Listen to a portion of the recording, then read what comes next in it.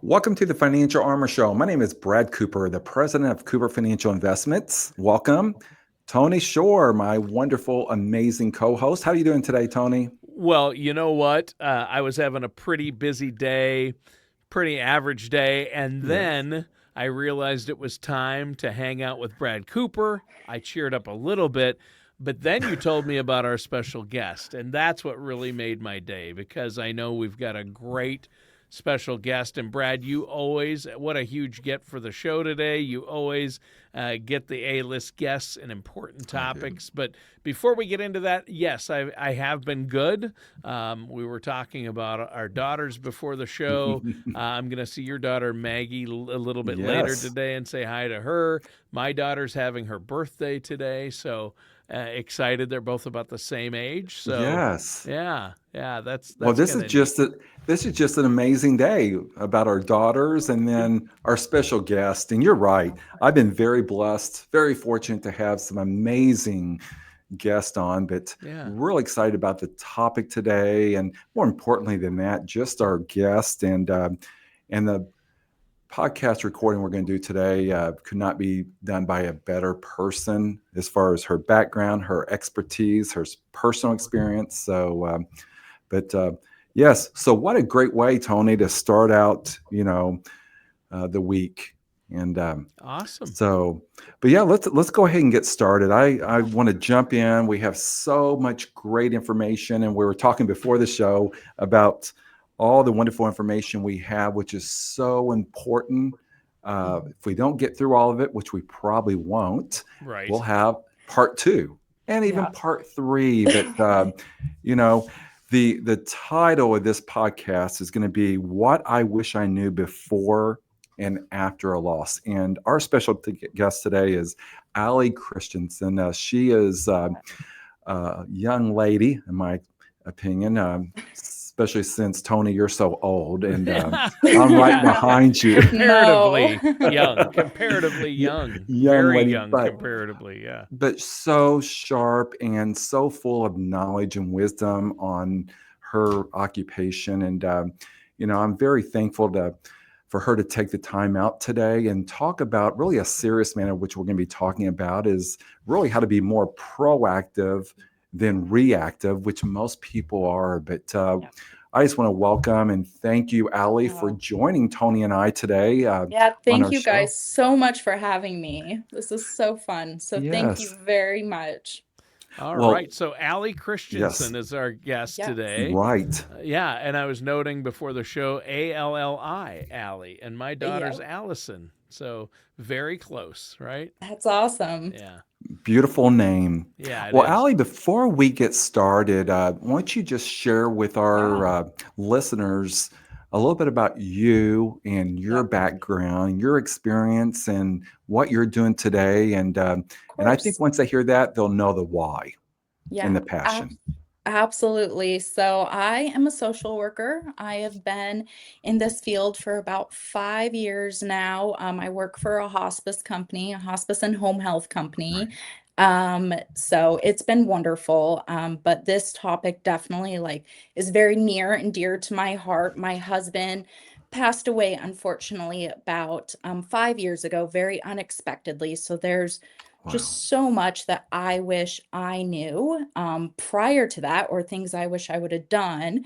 And then also after the fact, just the things I realized that I needed to do right away versus waiting on. And there's just, this topic like I said, I could talk about forever. There's so much, but so hopefully this is good information and helpful to everyone. Well, I know it's going to be. I'm so sorry, Allie, Thank for your you. loss and what you went through. Mhm. Unfortunately, in our business today, we see a lot of this. Mhm. I lost my brother at a very young age, I'm so sorry. and going through, exactly what we're going to talk about today is so Yeah. important. And and when we met here a couple weeks ago, Ali, and talked about Mhm. just our industry as a whole, and Yeah, at the end of the day, people don't know what they don't know, exactly. And what I love about you and your company and organization and everything that you do, you remind us of a lot of our company as far as taking a proactive approach with education and really Mhm. trying to get people educated and prepared for what someday they're Right. going to face. Exactly. I was just talking to my attorney friend, estate planning attorney friend, which we're going to talk about wills and trust here shortly, Okay. but we did a seminar together a couple weeks ago, and he said, "Newsflash! I just read a study just within the past week, and this medical study that came out said 100% of everyone in this room is going to die." Right. Yeah. So, with that said, we Yep. know eventually, down the road, there's a good chance we may face a nursing home, Mhm. assisted living care, in-home health care, and Right. eventually death. So, Mhm. I know uh, the outline you helped put together, which I love. We're going to start out with the 5 things to talk about and really address before Yep. losing a loved one. Mhm. So, if you want to start with, going through that, which is really some great information. Yeah, absolutely. I mean, there's so many things that I wish I would have done. I mean, Right. my late husband and I were just so young. So no one knows what tomorrow looks like, but True. of course, sometimes it's so much better to be proactive no matter what your age is, to just have these conversations, do the will and trust, making sure all of your ducks are in a row. That way, if something does happen, you are prepared and Right. you're ready, or your loved ones or your spouse, whether it's your spouse or your kids, have the information they need to really help for after the fact. So, I mean, the first thing I wish, I would have done even at a young age is have that Right. will and trust, is just really making sure all of that is put somewhere. Those hard conversations are so important to have, but to Right. also kind of just write it down. That way, if something were to happen, our thoughts are so scattered and all over the place. It's so nice to have somewhere to actually go to and to really make sure all that stuff is there. So true. My meeting I had just before I came in on the podcast this morning was with a family, and what I loved about what they did is they brought their children in to the Yeah. office, and we had our estate planning attorney here as well, Mhm. and we recommend with all of our clients do a review of your estate plan and your trust and wills and your power of attorneys and everything else Absolutely. at least 4 to 5 years because Mhm. things change, right? Oh, absolutely. And they can change so quick. And I mean, even if you've been remarried, making sure you True. have those new conversations or getting all that stuff updated, and then making sure just that will and trust is funded and making sure all of those ducks are in a Right. row so it's actually there in place, ready to go if anything were to happen. True. Ali, you mentioned when we were visiting a couple weeks ago, which I forget to bring up often, which is part of the estate plan and very important document called a DNR. Can you Yep, share with our listeners what a of DNR course. is, why it's Yeah, important? of course. So DNR is a do not resuscitate. So it's a very important document to, have or not have, or to at least have those conversations of what your wishes are. And that's one document that I see in my work change throughout the years. When we're younger, we might want that or we might not. But as we get older, our thoughts or opinions might change on that. Doing those CPR chest compressions might be too hard at the end of our life, where, that might be harder for us to recover from. So that document in particularly is really important to also Right. make sure is updated and you have those beneficiaries on there or whoever you want to make those decisions for you if you are unable to. So true. I'm reflecting back. It's been many years since my brother passed away. He was 49, but I'll never forget a year before that, we helped him and his wife with an estate plan. And one of the documents that come with almost every estate plan different terms, healthcare directive, Yeah. or basically, what would you want to happen if you're on life support? Do you want to Yes. continue on life support for the next 10, 15, 20 years or be taken off? Thank God we did that. One of the Yeah. most difficult decisions that our families had to make, but it was his wishes. He had in Hmm. writing Yeah. exactly what he wanted to happen. It was very difficult to do, but we knew, and it made us feel a little bit better that Yeah. this is what my brother wanted. Absolutely. And even just having those conversations, even if you don't have the will and trust, which I recommend everyone having, Yes. but even having those conversations, like my late husband and I, we had those conversations. So I knew his wishes, which were so hard for me to make at that Right. time, but at least I knew his wishes and I knew what he wanted. So I knew what that could look like. And also gave me a lot of peace of mind too, that I wasn't just making this decision on what I think he might want, but having those conversations or having that written down so you know Right. what your loved one or parent really wants in those times. And a DNR is a hard conversation to have. It really is because everyone has a lot of different opinions about that, but it's really what is best for that individual person. And like you said, those life-saving Yeah. measures really even going deeper and under after the DNR, if this scenario were to happen, what would you want to have happen? Yeah.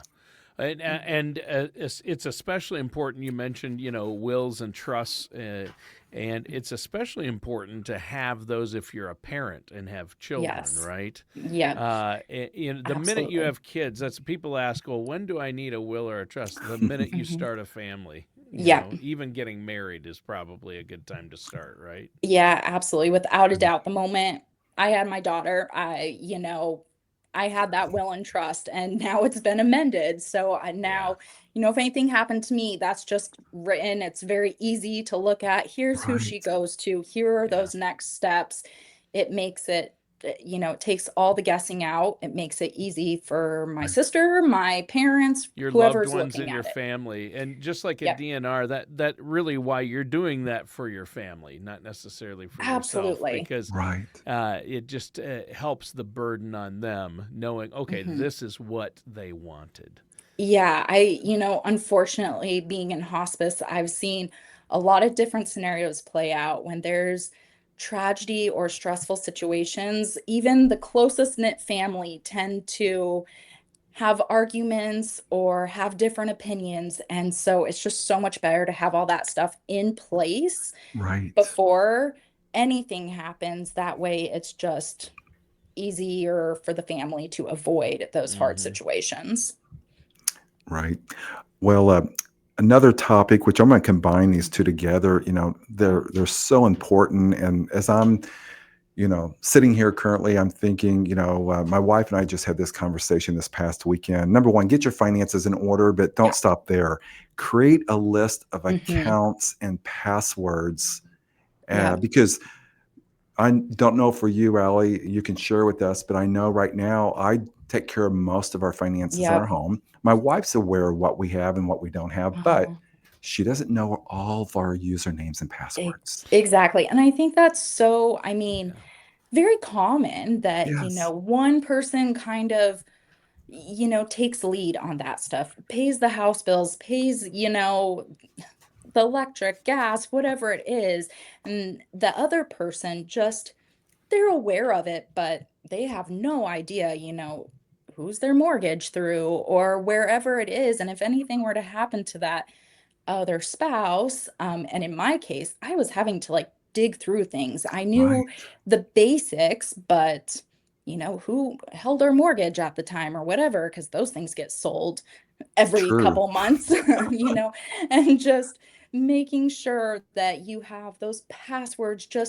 At my house, I just have a really easy binder that if anything were to happen to me, my mom or dad or sister could open it up and they know where all those bills are coming through. That way, things can just, keep paying or keep going on without them having to worry about it right in that Right. moment. So, Yeah, it's that's so huge. important. Yep, absolutely, and just little things, for me, like, when my husband passed away, I didn't know his like Facebook password and that kind of stuff, or Right. Instagram. So there's so many things nowadays that you just don't even think about that you should just have conversations about or have them just jotted down. I know. We were talking about this when we met a couple weeks ago, and in 2026, and I'm excited that Allie and her peers Yeah. will be part of this. We're going to be doing several educational events on this Yep. topic, but one of the things that we're adding to our technology platform through our generational vault, which I'm so Yes. happy with, is supposed to launch the first quarter of 2026. Is when a spouse loses another spouse and they come in and they have the same questions that Yep. a lot do, is I don't know exactly what we have or where to locate it. We're now going to have a platform through generational vault AI that once you put in your information, everything out there is going to report within just Right. seconds and minutes and help. But in the meantime, uh, it's still in the making. And Allie and Cooper Financial, her company, I have some rough drafts here, but we're putting together some resources Yeah. that we're going to start providing to all of our clients on this exact topic that we're talking Yep. about, plus a lot more information.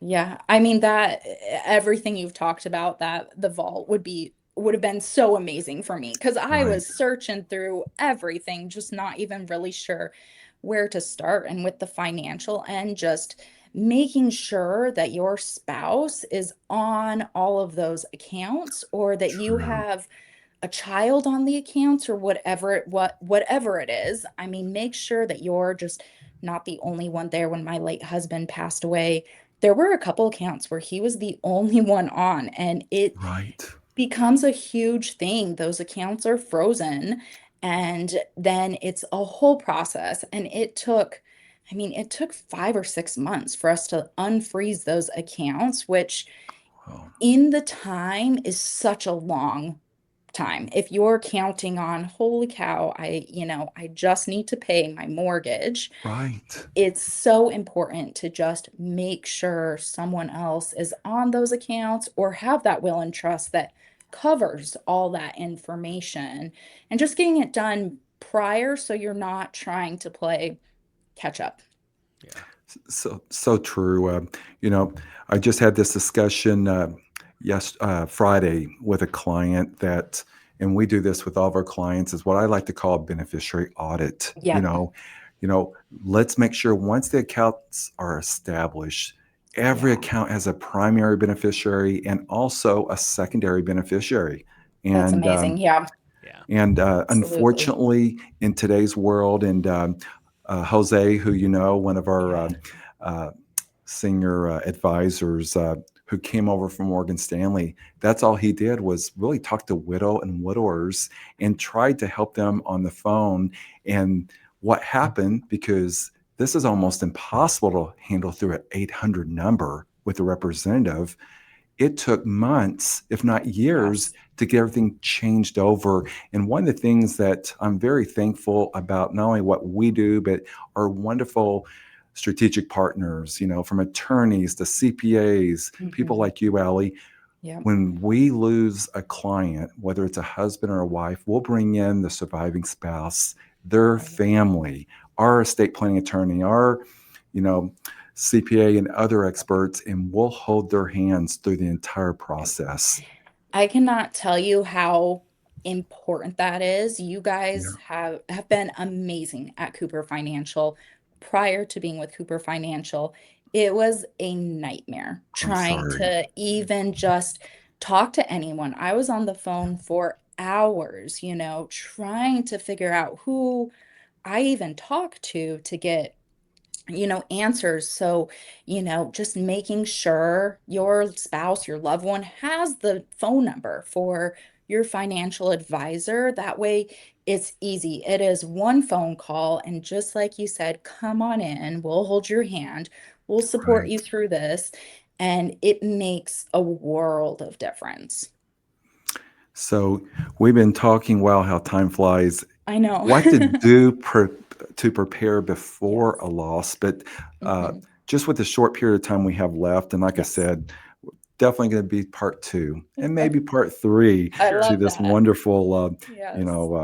conversation. But what to do after a loved one passes away? So, what Yeah. would your advice be, and the steps to take for a Yes. person like Yeah. yourself? So the big things that I did not know right away is Right. you need probably 10 death certificates. And everybody wants a copy of the death certificate or an original. So just making sure, like right off the bat, you just ask the funeral home for at least, 8 to 10 of those, just so you have them on hand. You can get them after the fact, but it's so much easier to just grab them right then. Yeah, So you don't want to have that's, to go to the courthouse. When my grandfather passed, I had to yeah. help my dad, and Hmm. they did not get enough death Yeah. certificates because you need the actual original death For certificate, Yep. most, the yep, official. Yeah, And that's what a lot of people don't know. They think, okay, I'll get one, I'll scan it or take a photo, and nope, it no, doesn't work. You nope. need to mail in the Yeah, actual death the certificate banks, the for, credit card companies, they all want an original copy. yeah. Every bank, everyone wants the original. So that is my number one first advice. My second great, advice is to communicate with Social Security. right. Either go down to Social Security, which is the route I took, just because if you've ever waited on hold for Social Security, Oh my it's gosh, it's a yes, process. Take a So couple of re days off to sit on the Yeah, phone. exactly. So really going into Social Security and seeing what benefits you have, seeing if you qualify for widow's support, seeing if you can elect to take your spouse's Social Security if it is higher, which right, is one thing that a lot of people don't realize. You can elect to take that Social Security, whichever is higher, if you qualify for those benefits. Also, talking or communicating with the VA if the individual was a veteran is so important Hmm. right, right off the bat. Yeah, and just making sure that you get in there as soon as you can. That way, there's not a whole bunch of confusion. That way, Social Security can help you out. Then calling your financial advisor is your third key point, is calling that financial advisor so they can help you with those the whole financial piece, right? Whether it's a life insurance policy, whether it's just bank accounts, wherever you're managing, just making sure you call them. That way they can help you through the next steps, whether they need that death certificate or not. For me, I was calling every individual account that we had, and right. it was a crazy mess. It took hours and hours and hours. It's amazing now that I feel like I could give Financial Cooper a call, and it's kind of one and done. So that aspect is so important, to just make sure you call your financial advisor. Two things I want to add to the Social Security, and Allie, thank you so much, because I respect you, I admire you, and you're very courageous and bold to be able to have this conversation, especially since and what you went through. But one thing that comes to mind, I was visiting with a retiree several years ago. He was a retired CFO, Chief Financial Officer of a Fortune 500 company, Mhm. very successful. He lost his wife at 57 years of Oh, age. mhm. He's 67 when I met him. And he did everything right. But there's one thing that when I brought this up, and I was just happened to be educated on this about a year before, was I said, at age 60, did you take your wife's survivor benefit, Mhm. spousal? And he Yep. looked at me and said, what are you talking about? I just started Social Security on my own last month. Right. He Mhm. lost out on, I'm wanting to say, about $300,000 worth of Yep. benefits because Mhm. he did not know or get the right advice, number one. But Yes. number two, on the other side of that, if you have young children, Mhm. dependents, there's Yep. benefits through Social Security for them, correct? Correct. Absolutely. Hmm. So Mhm. that's a couple things I see a lot of families miss. And Right. even grandparents may not know this who are raising their grandkids Yeah, who are absolutely. dependents under the age of 18.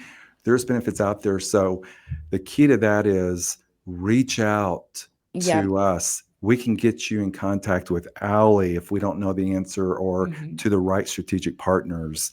And but one last topic, real quick, which I want to bring up is you had on the list is contact your life insurance company if you have life Mhm. insurance, correct? Yes. Yeah. So that life insurance, I mean, if your loved one had life insurance, make sure you contact them or contact your financial advisor, whoever holds that life insurance policy. If there's multiple policies, make sure to jump on that right away. It's also so important to not bank on that money coming in right away. A lot of times, those life insurance policies take a long time to pay out. Yeah, There's a whole investigation process. And right, when my husband had his life insurance policy, I was like, oh, okay, thank goodness. That'll be here in a week. We're good to go. right. But little did I know that it took 2.5 years for Oh, Oh that my life goodness. insurance policy to end up wow. paying out. So it's so important that also while planning, that your spouse isn't depending on that money right away, because luckily we had, savings accounts and that kind Right. of stuff. But I do know a lot of, patients or family members that are like, oh, well, once I pass, life insurance policy kicks in, they're fine. But if you're Oh, paying for an assisted living, if you're paying for, I mean, even a mortgage, and that doesn't kick in for 2.5 years, that's a well, major, shift in your life. So it's just really important to understand that those life insurance policies don't pay out as quick as I think we all hope. Yeah. wow, what great advice. Just Mhm. and most people don't know that. Yeah. And I know all the stories from my advisor Jose, who he has shared Mhm. with me so many stories in Mm. Yeah. 6 months, a year, 2 years, 3 years. Mhm. And my own opinion there is the companies want to hang on to your money and my Yeah. money as long as they can for interest earning. But Yeah. so well, like I said, we're going to definitely have a, part two to this Yeah. conversation as we come to an end. You know, I want to, thank everyone who, is Of listening, but course. also more importantly, Allie, thank you for your wisdom and knowledge. And we haven't touched, a portion of Of the course. information out there. And Uh-huh. like I said, we're putting together some resources that go more in detail with this topic, how to prepare before the loss of a loved one, Yeah. what to do after. And we will be providing those resources for anyone who wants them. So thank you so much Yes. for your time today, Oh, of course. Ellie. Thank you guys so much for having me. I mean, this is such oh, this topic just hits my heart and hits Right. home. And that if, just give yourself grace. If you're going through a Yeah. loss, just really lean on those who you love. And thank you. Mhm. Amen. So, well, for more information, or if you have any questions on what we talked about today, and you want answers, that Allie can easily answer on this topic, you can call us at 888-390-5277. That's toll free, 888-390-5277.